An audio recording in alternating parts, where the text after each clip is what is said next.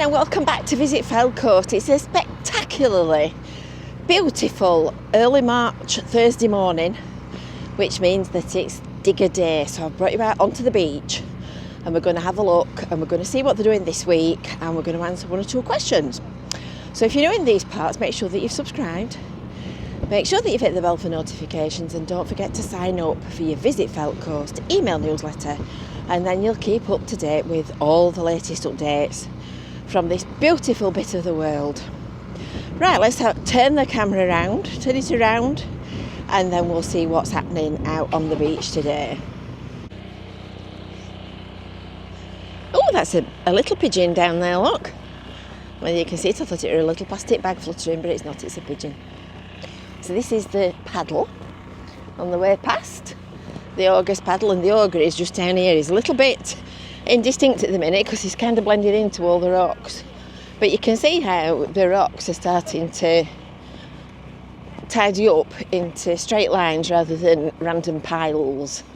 So like this one, for example, they've done the tie-in at the top, so this ramp has got the top layer of concrete on, which is a special strong mix, and you can see how that's already collected shingle and pebble round it as the tides dropped it. And then this little gap here will be closed up with rock, so these rocks that are sitting on either side will be brought into here to close that gap up, and that will become a straight tidy line, and then the sand will start to build up around it. And that's how it all works.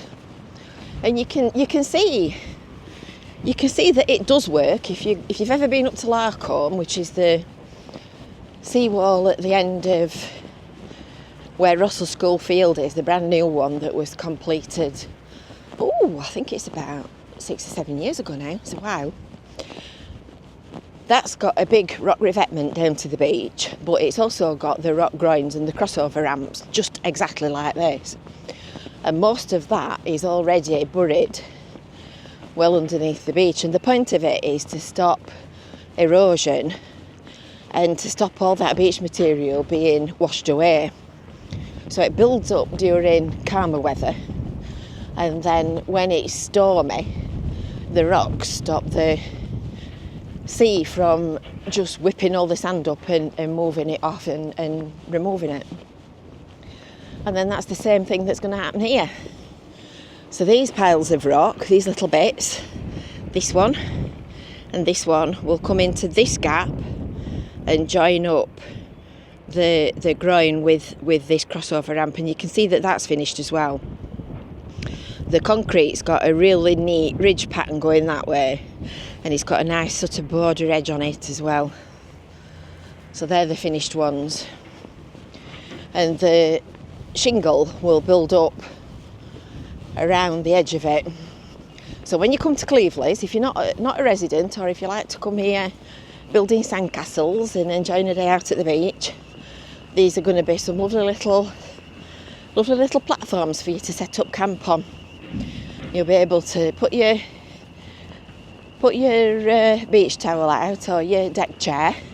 You'll be able to sit on the beach and enjoy the beautiful view. So there's the ogre look. So now we are pretty much opposite the Jubilee Park, which is going to be the vets, just to the north of the cinema. So this groin here is the one where you'll find the ogre, and is just there in the middle of that pile of rocks. So I'll zoom in and then you can see where he is. He's there, look. You see him just sitting in the middle of the pile of rocks. He's the darker one of the stones. So they've not quite decided exactly how they're going to integrate him into the groin, but I've seen what they're contemplating doing, and that will be quite interesting if they do that. You'll have to watch this space. You'll have to watch this space and see whether they do what. Some of these big stones as well are what are going to be the rock pools. So a few weeks ago they were carving out big stones and putting holes in them. So they're the rock pool stones.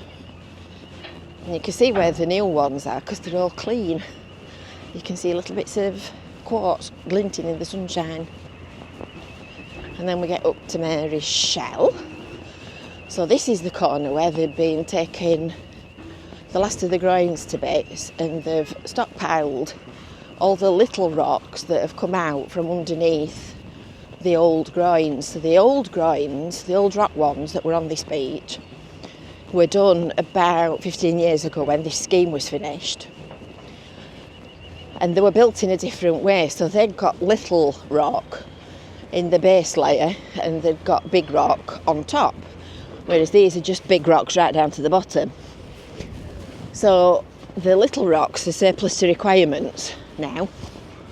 So apparently they're being stored there temporarily, and the vast majority of them will be removed, which I'll show you in a minute when we get round the corner. So there's Mary's Shell, and the crescent of rocks that were put at the back of it so that the beach didn't erode as much, because around the base of the shell it sits on a big concrete block, and the action of the waves had eroded the sand around the concrete block, so the shell was sat in the middle of a great big lake. Can't call it anything else. So that little arc of green rocks that go around the back of it has solved that problem. So a couple of weeks ago there was a groin that went off the end of these steps in a straight line, and now that groin is there, so it's been moved to the side to correspond with the crossover ramp and the current design. So all of the little bits of rock that have come out of the bottoms of the old stone groins have all been piled up here. So this is a temporary store.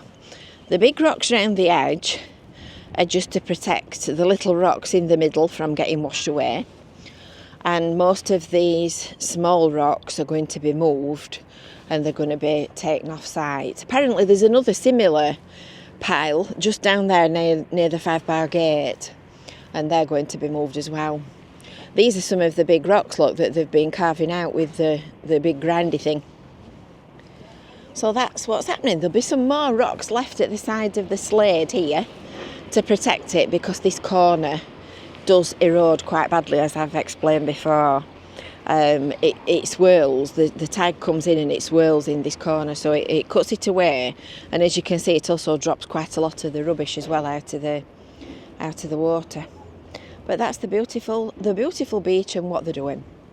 So I hope you've enjoyed that little update on a gorgeous day. Look at that. And until next time, from Cleveleys, we will see you later. Bye for now.